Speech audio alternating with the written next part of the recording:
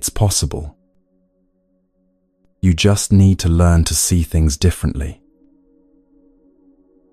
Buddhists figured this out centuries ago, and over the next 3 hours, I'm going to share those teachings with you, not as ancient philosophy, but as practical medicine for your modern mind. Tools to recover your calm, release the tension you've been carrying, and return to your center. All you need to do is listen. And gradually, gently, peace will find its way back into your life. Hello, friend. I'm genuinely glad you're here. If you'd like, leave a comment, even just a word or two about how you're feeling right now. You're not alone in this. Now make yourself comfortable. Grab a blanket, dim the lights, lie down if that feels good. This is your time. For these next 3 hours, let everything else fade into the background. Maybe anxiety visits you daily, or maybe it appears in waves. Maybe you're exhausted from fighting it, or maybe you're simply seeking deeper peace. However you got here, you're in the right place. Because what you're about to discover isn't about willpower or trying harder. It's about seeing differently. And when you see differently, everything shifts. Not because you're broken and need fixing, but because you're human and you deserve to remember what calm feels like. Buddhism is here to show you the way home.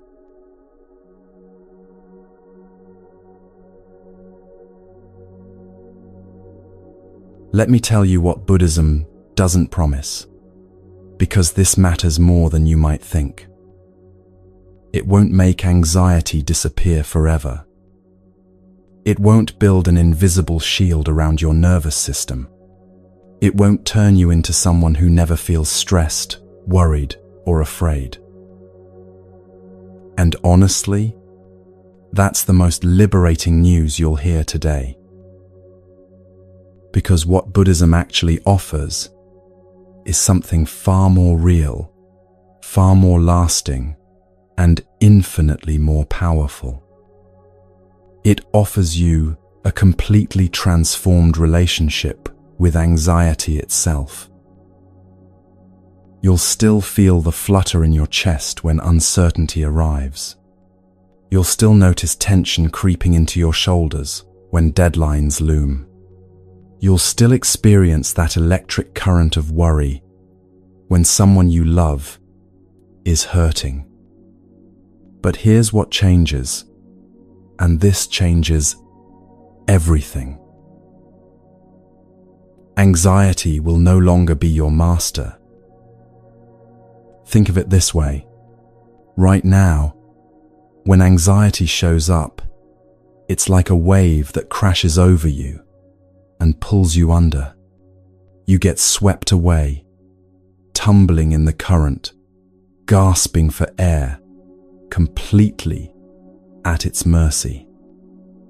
But after walking this Buddhist path for a while, something shifts. The waves still come. They always do, but now you know how to surf them.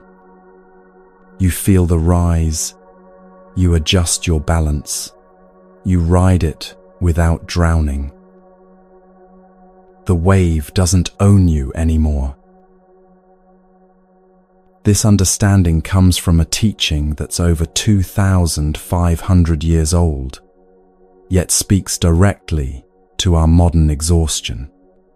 It's called the Four Noble Truths, and before your mind says, "That sounds complicated," let me share it the way it was always meant to be understood, as a story, about waking up.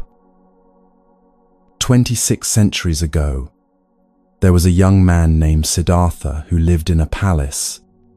His father, terrified that his son would become a wandering monk instead of a king, tried to protect him from everything difficult. No sickness was allowed near him. No elderly people crossed his path. Death itself was hidden behind palace walls. Siddhartha lived surrounded by beauty, pleasure, and carefully curated perfection. Sound familiar? We do this too, don't we? We scroll past the painful posts.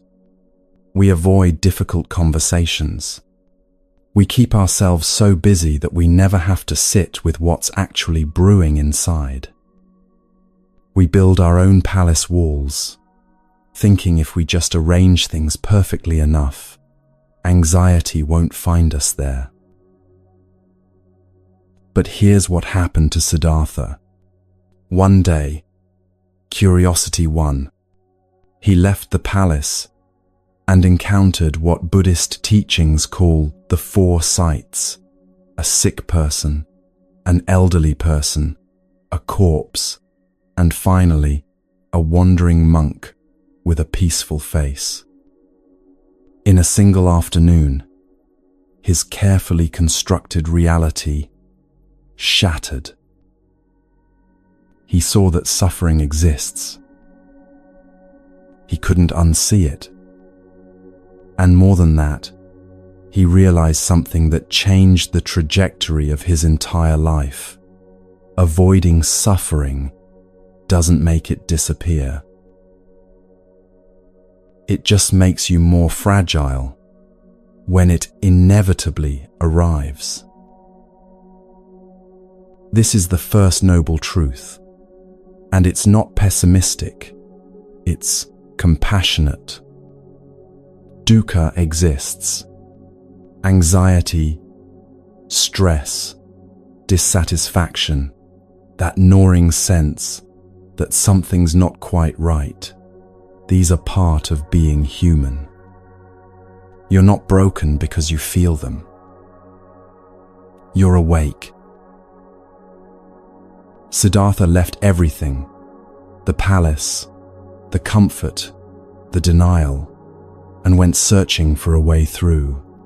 He tried extreme self-denial, nearly starving himself to death. That didn't work.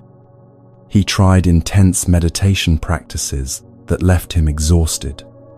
That didn't work either. And then, sitting under a tree, he stopped trying to fight reality and instead chose to observe it with extraordinary clarity. What he discovered became the second noble truth. Anxiety has a cause. It's not random, it's not punishment, and it's not a character flaw. It arises from tanha. This word means craving, but it's deeper than wanting things. It's the constant need for life to be different than it is right now. It's the mental argument with reality that never stops. This shouldn't be happening. I should be further along. If only things were different, then I'd be okay. That resistance, that pushing and pulling against what is, that's where so much of our suffering gets amplified. But here's where it gets beautiful.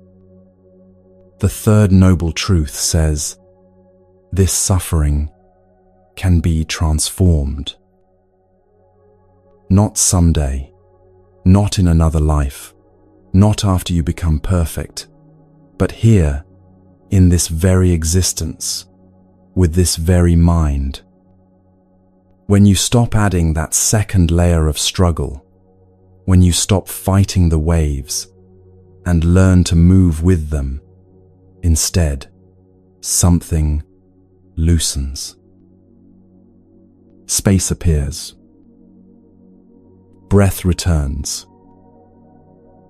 And the fourth noble truth, it's the path itself, the practices we'll explore together over these next 3 hours.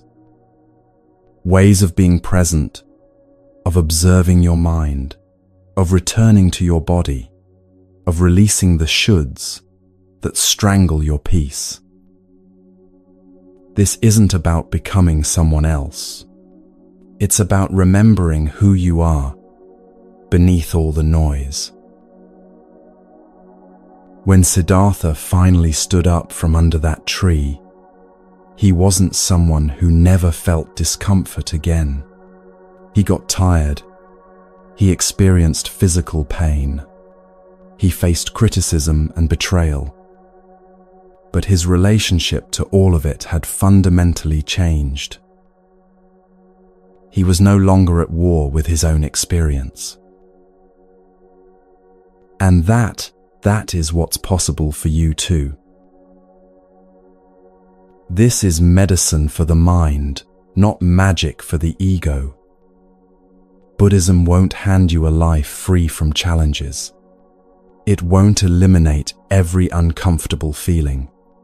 What it will do is teach you how to stop making everything worse by resisting, avoiding, or believing every catastrophic thought that drifts through your awareness. Over the next 3 hours, we're going to walk this path together, not as a lecture, but as an exploration, not as a fix, but as a homecoming. You'll hear stories that mirror your own struggles. You'll encounter practices so simple they might seem too easy to work, until you try them and feel something shift. You'll discover that the peace you've been searching for everywhere else has been waiting patiently inside you all along. This isn't a one-time miracle cure. You won't finish these 3 hours and never feel anxious again. What you will have is a toolkit, a compass, a way of seeing that makes the next moment of anxiety less overwhelming than the last. And then the next one, easier, still. And gradually, you'll realize you're living differently. You're breathing more deeply. You're reacting less quickly. You're present more often. The same life circumstances might still be there, but you're meeting them from a different place, a place of clarity instead of chaos, of wisdom instead of worry. This is what Buddhism actually offers. Not the elimination of the human experience, but the transformation of your relationship to it. Not a promise that you'll never feel anxiety, but a guarantee that anxiety doesn't have to run your life anymore. And that, my friend, is worth every moment of this journey. So take a breath. Settle a little deeper into wherever you're listening from. Let your body soften, even just a fraction. Because what comes next might just change everything.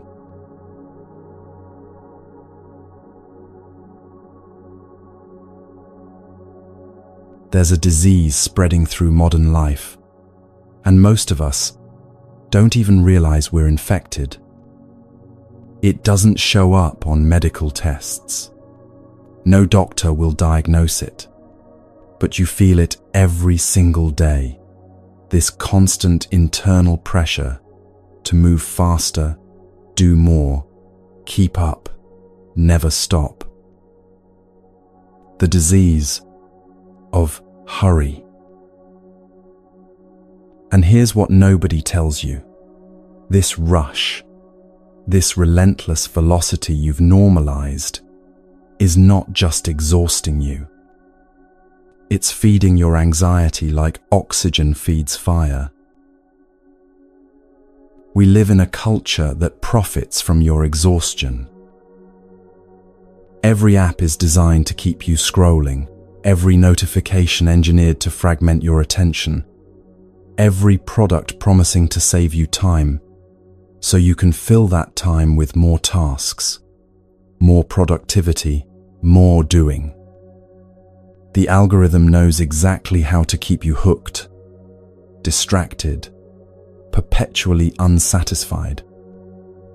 You're not imagining it. The speed has been weaponized. And your nervous system is paying the price. Think about your morning. You probably woke to an alarm that jolted you from sleep, immediately reached for your phone before your eyes fully opened, scrolled through messages and news while still in bed, then rushed through a shower, grabbed whatever food was quickest, checked email while drinking coffee, mentally rehearsing your day while brushing your teeth. And you were already tired before you even left the house. This is what I mean by the disease of hurry. You're racing before the race even begins. Because here's what's happening inside you when you rush. Your body cannot tell the difference between running from a tiger and running to a meeting. Biologically, urgency is urgency. Threat is threat. So when you live in constant hurry, checking your phone while eating breakfast, thinking about tonight's dinner while you're still at lunch, rehearsing tomorrow's presentation while trying to fall asleep, your nervous system stays locked in survival mode. Your heart rate elevates. Cortisol floods your bloodstream. Your breathing becomes shallow. Your muscles tense. Your digestion slows down because your body thinks you need all available energy for running or fighting. And your mind, sensing danger, starts scanning for threats that aren't there. This is how chronic anxiety takes root, not because something terrible is happening, but because you've taught your body that everything is urgent, everything matters, everything needs to be done right now.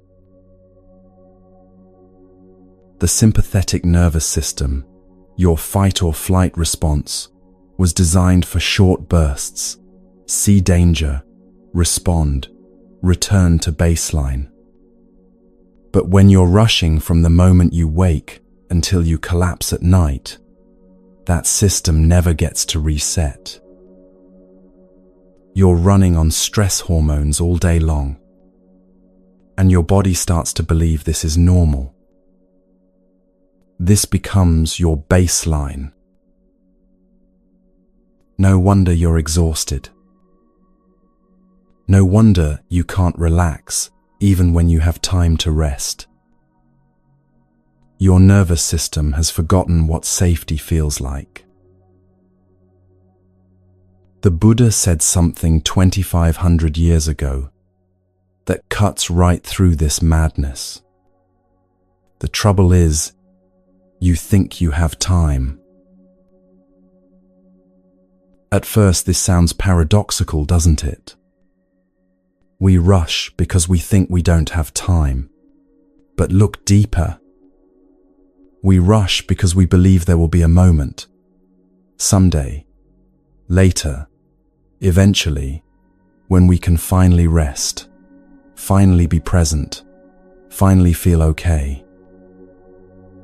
We're constantly trading this moment for an imaginary future moment when things will be better, calmer, more complete.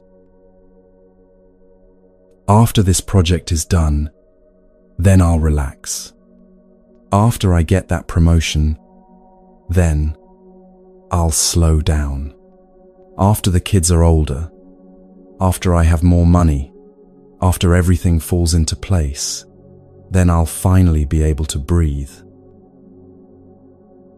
But that moment never arrives, because you keep pushing it forward. The goalpost keeps moving, and you keep running toward a finish line that doesn't exist. Let me share a story that changed how I understand this. There was a Zen monk in Japan who lived near a busy train station in Tokyo, one of the most chaotic intersections of humanity you can imagine. Thousands of people rushing in every direction, announcements blaring, the roar of trains arriving and departing every few minutes, the constant surge of urgency. Salary workers rushing to not be late, tourists frantically consulting maps, everyone moving as if their life depended on speed.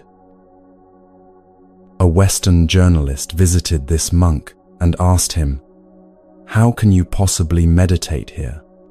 How can you find peace in the middle of all this chaos? Don't you want to live somewhere quieter?" The monk smiled. He said, "I don't try to find peace despite the chaos. I simply walk slowly." The journalist looked confused. "Slowly? That's the secret?" And then the monk demonstrated. While everyone around him rushed past, briefcases swinging, faces tight with stress, bodies leaning forward as if perpetually late, eyes glued to phones, this monk walked through the station with such deliberate slowness that people parted around him like water around a stone. Each step conscious, grounded, complete before the next one began. Each breath intentional, full, unhurried. Not because he had nowhere to be, but because he understood something most of us have forgotten. Speed is a choice, and so is presence. The journalist watched, mesmerized. He noticed something remarkable. While everyone else looked stressed, tight, disconnected, the monk's face was completely relaxed. His shoulders were soft. His breathing was visible, steady, deep. And there was something in his eyes, a clarity, an aliveness that everyone rushing past him had lost somewhere along the way. That monk was practicing something Buddhism calls samatha, the art of calming the mind. Not by escaping to a quiet mountaintop, but by choosing stillness within movement. By refusing to let the world's velocity become his velocity. And here's what's beautiful. When you stop running, even for a moment, your mind begins to settle naturally. Like muddy water left undisturbed, clarity returns on its own. You don't have to fight for calm. You don't have to manufacture peace through force of will. You just have to stop fighting against this moment. But our culture tells you the opposite, doesn't it? It tells you that slowing down is laziness. That rest is something you earn only after you've exhausted yourself. That presence is a luxury you can't afford when there's so much to do. That if you're not busy, you're not valuable. And so you keep running through breakfast, through conversations, through your own life, always arriving, but never really there. I want you to understand something crucial. This isn't your fault. You didn't create this culture of speed. You were born into it. You were trained for it from childhood. From the moment you entered school, you were taught that faster equals better, that efficiency equals worth, that your value is measured by your output. Gold stars for finishing first, praise for never stopping, admiration for those who sacrifice sleep, and sanity for productivity. No wonder you're exhausted.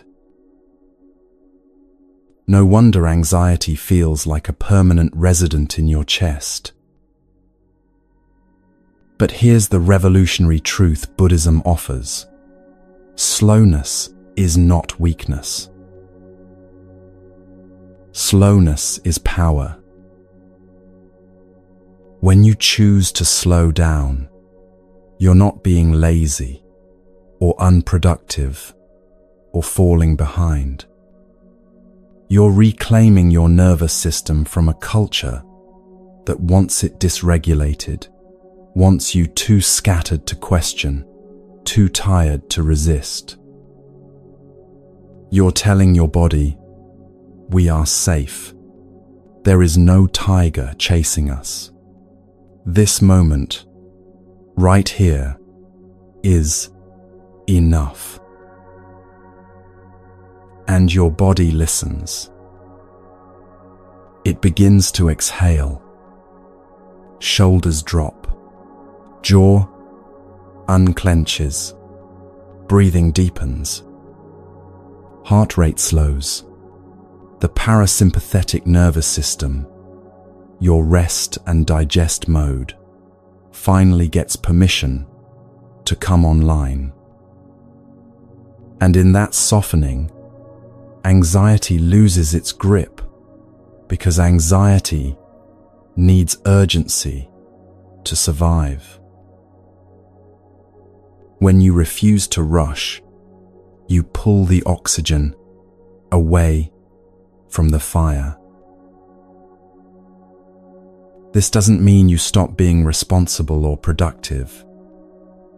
It means you stop conflating speed with effectiveness.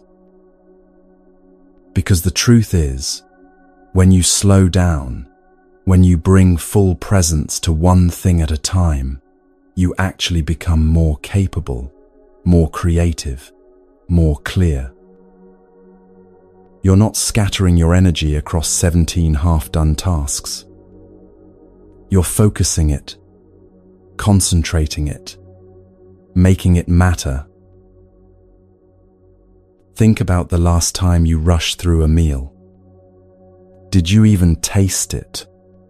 Or was it just fuel, mechanically consumed while your mind was already 3 steps ahead? Or the last conversation you had while checking your phone, did you really hear what the other person was saying?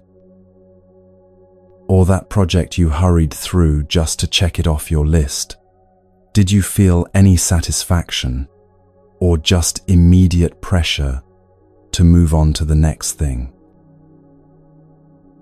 This is what hurry steals from you. Not time, but life itself.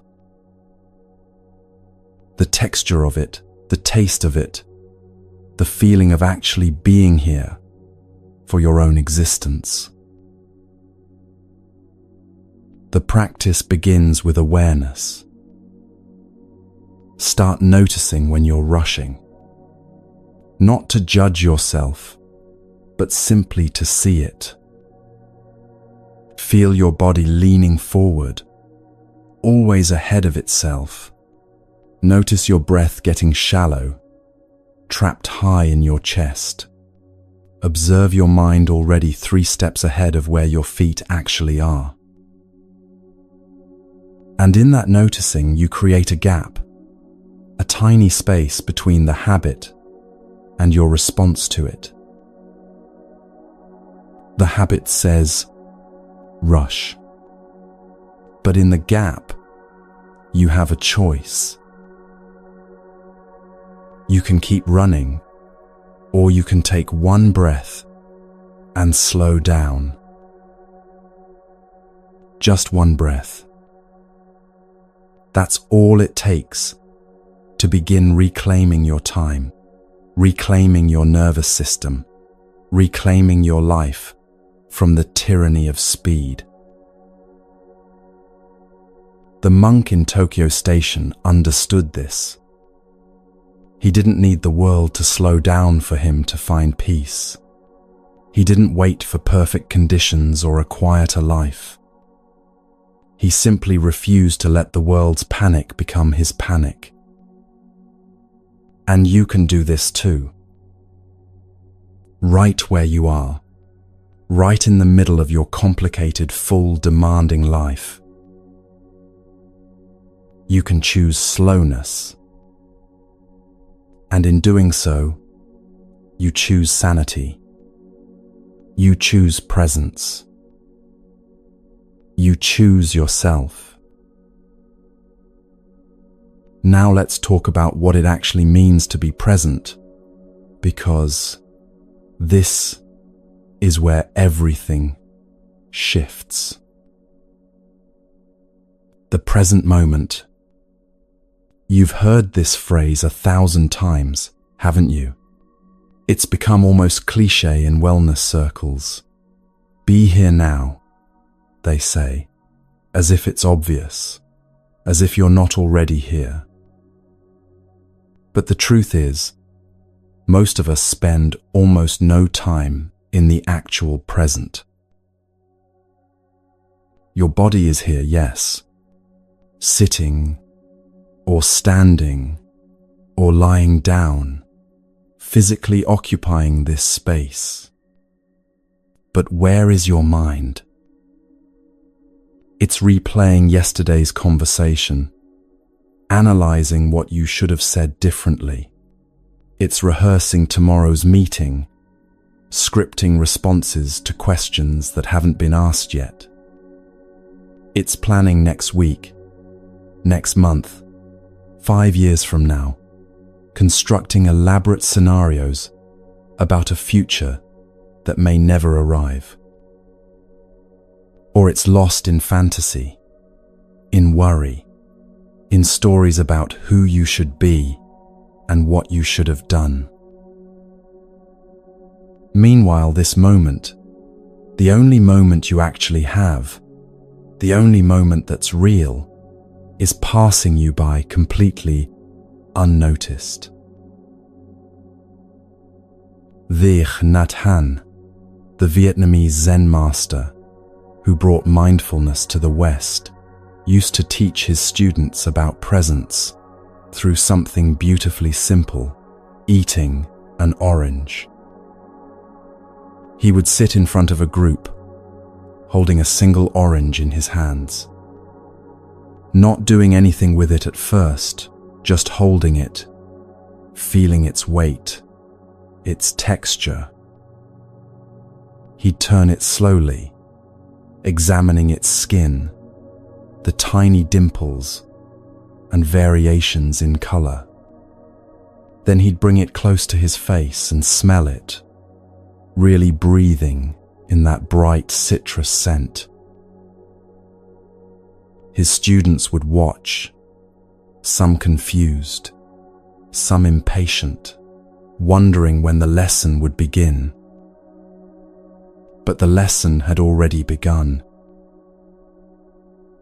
Then he'd peel it, so slowly that it felt almost ceremonial, noticing the spray of oils as his thumbnail pierced the skin, feeling the way the rind released from the fruit, hearing the soft tearing sound. He'd separate each segment carefully, arranging them like petals. And when he finally ate it, he'd take one segment at a time, chewing slowly, tasting completely, the sweetness, the slight tartness, the burst of juice. It would take him 15 minutes to eat a single orange. His students would watch, initially thinking this was some kind of endurance test. Why was he making such a ceremony out of eating an orange? They had things to do, places to be. But then he'd explain, and everything would shift. When you eat an orange while thinking about your bills, he'd say, "You're not really eating the orange. You're eating your bills. You're consuming worry with a side of citrus. When you eat while planning tomorrow, scrolling through your phone, watching television, you're not tasting anything. You're just refueling, mechanical, disconnected. But when you eat an orange with your full attention, something sacred happens. You're actually alive. You're actually here. You're experiencing the miracle of taste, of nourishment, of this fruit that grew on a tree somewhere under sunlight and rain, traveled across distance to reach you, and is now becoming part of your body. That's not small. That's life itself, fully lived. This is what the present moment means. Not some mystical state you have to achieve through years of meditation. Not some impossible standard of never having a wandering thought. Just this, being where you are, doing what you're doing, without your mind splitting off into 100 other directions. Buddhism calls this sati, often translated as mindfulness, but the word actually means something closer to remembering. Remembering to come back. Remembering that life is happening right now, not in the story you're telling yourself about the past or the future. Your mind will wander. That's not a problem. That's not failure. The human mind is designed to wander. It's how we plan, imagine, learn from the past, prepare for the future. The practice isn't achieving some perfect state of constant presence. That's impossible. And that's not even the point. The practice is noticing when you've drifted, and gently, without judgment, bringing yourself back. Again and again and again. That's the whole practice. Think of it like training a puppy. The puppy wanders off, and you don't scold it or shame it. You just gently guide it back, over and over, and eventually the puppy learns. Your mind is the same way. It needs patient, compassionate training, not harsh criticism. And here's why this matters so much for anxiety. Anxiety cannot exist in the present moment. Really think about this. Anxiety is always about something that hasn't happened yet or something that already happened. What if I fail this presentation? What if they don't like me? What if I lose my job, my health, my security? Or it's replaying past mistakes, past humiliations, building evidence for why you should be worried right now. But if you bring your full attention to this exact moment, not the next breath, Not the last one, but this one right here. Where is the anxiety? In this moment, are you breathing? Yes. In this moment, are you safe? Most likely, yes.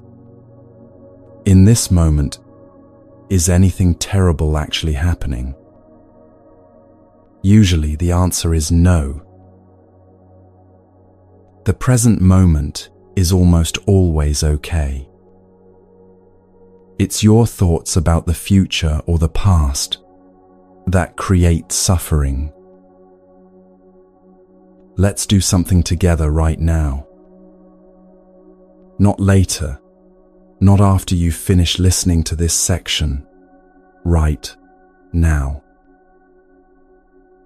Take a breath in through your nose, filling your lungs completely. And let it out slowly through your mouth. Another breath in, deep and full. And release, letting everything soften. One more. Breathe in deeply, feeling your chest and belly expand. And let it go slowly, releasing any tension you're holding. Now take 2 more breaths at your own pace, your own rhythm. Notice, in those 5 breaths, where was your anxiety? Where was your worry about tomorrow or regret about yesterday? When you brought your full attention to just breathing, just being here, the mental noise probably quieted, even if only for a moment. That's the power of presence. That's what's available to you, always, in any moment you choose to return. This isn't about becoming some enlightened being who never worries. It's about having a refuge you can return to when the mind starts spiraling, when anxiety begins building its catastrophic scenarios. Your breath has been with you since the moment you were born, and it will be with you until your last moment. It's the most faithful companion you have. And when you anchor your attention there, even briefly, you step out of the time machine of anxiety and land back in the only time that's real. Now, why could this alone transform everything?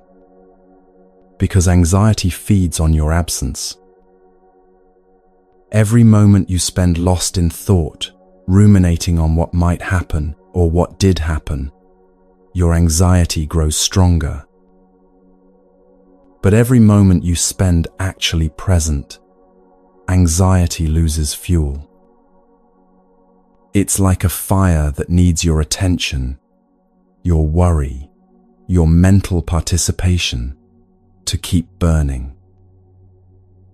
When you stop feeding it with catastrophic thinking and future tripping, it begins to die down naturally.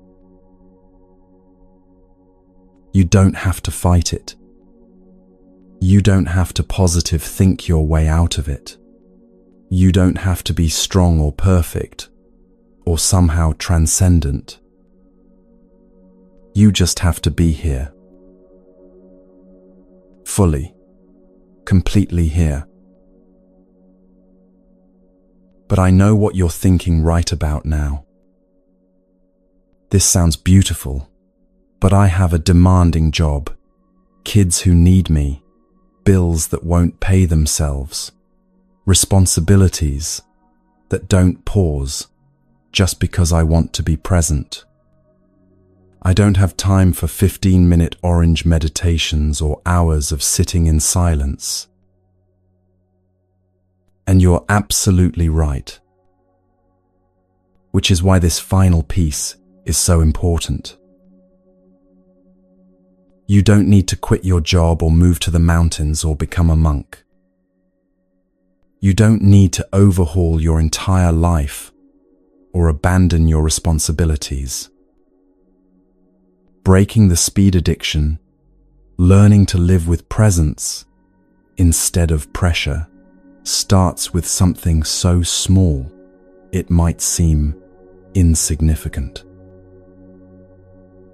Sacred pauses.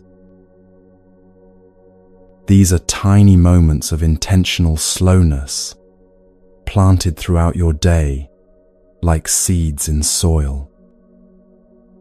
Small acts of presence that interrupt the automation of rushing. Before you eat, pause for 3 seconds. Look at your food.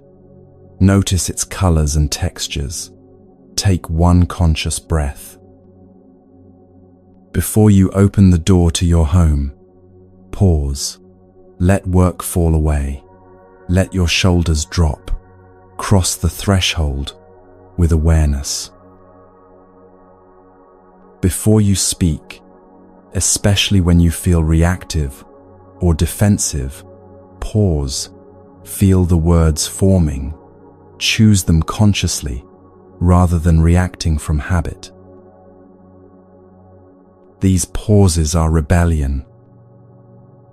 Small, quiet acts of defiance against a culture that wants you running on empty, too scattered to notice what's been stolen from you. There's a story about a corporate executive, let's call her Sarah, who discovered this practice during one of the hardest periods of her life. She was working 80-hour weeks at a tech company, managing a team of 30 people, barely sleeping, surviving on coffee and adrenaline. Anxiety was her constant companion. Her jaw ached from clenching. Her stomach was always tight. She couldn't remember the last time she'd taken a full breath. One evening, after another brutal 14-hour day, she sat in her car in the parking garage and realized something that stopped her cold. She couldn't remember the drive to work that morning. Couldn't remember eating lunch, though her desk had an empty container on it. Couldn't remember a single conversation she'd had that day with any real presence. She was living, but she wasn't there for it. She was like a ghost in her own life, moving through the motions while completely absent from the experience. That night, sitting in her car, something cracked open. She started crying, not the pretty kind of crying, but the kind that shakes your whole body, the kind that's been building for months and finally breaks through. And in that breaking, she made a deal with herself. Every day, before getting out of her car, whether arriving at work or coming home, she would sit for exactly 1 minute. Not checking her phone, not planning her next move, not rehearsing conversations. Just sitting, breathing, noticing where she was, how she felt, what she needed. 1 minute. 60 seconds. She said it felt ridiculous at first, even indulgent. The first few days, her mind screamed at her to hurry up, get moving, stop being lazy. But she stayed with it. And within 2 weeks, something shifted. That 1 minute of pause began changing the other 1,339 minutes of her day. She started noticing when she was rushing unnecessarily, when urgency was just habit rather than reality.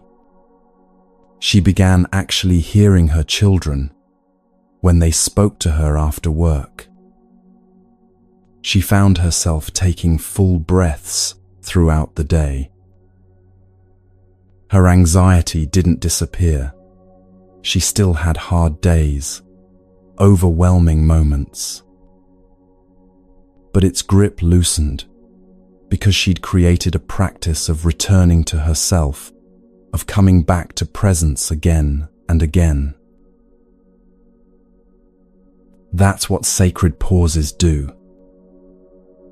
They interrupt the automation, the mindless rushing from one thing to the next, without ever actually arriving anywhere. They remind you that you're not a machine programmed for productivity. You're a human being,